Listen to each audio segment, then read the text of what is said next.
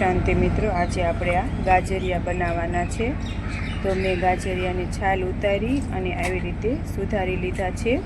આવી રીતે નાના આવી રીતે સુધારવાના છે। આપણે હવેજવાળા કરીશું।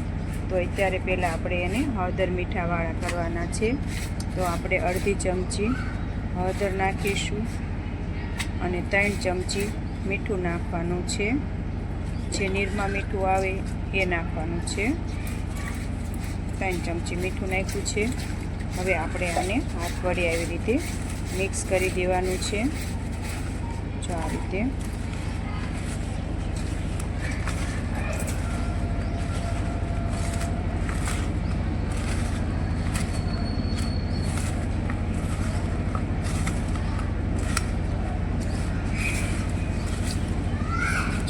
મિક્સ થઈ ગયું છે। આપણે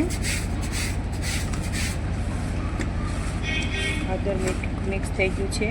પછી આપણે આ એક પવાલીમાં ભરી લેવાની છે। જો મેં આ એક તપેલી હોય તો તપેલીમાં, પણ મેં આ પવાલી લીધી છે, એમાં તમારે આપણે ભરી લેવાના છે।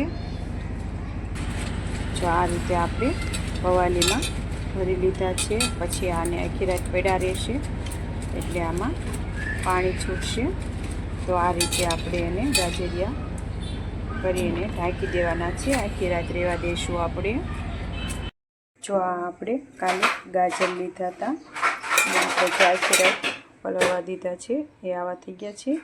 હવે આને આપણે ચોખ્ખા પાણીએ ધોઈ લઈશું અને પછી આમાં આપણે કોરા પડવા દેવાના છે।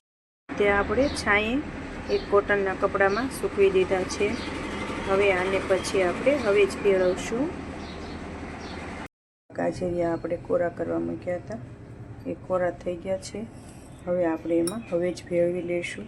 મેં આ હવેજ તૈયાર કરેલો જ છે, તો એ હવેજ અમે ઘરે બનાવેલો છે। તો હવે હું આ હવેજ આમાં ભેળવી દઈશ।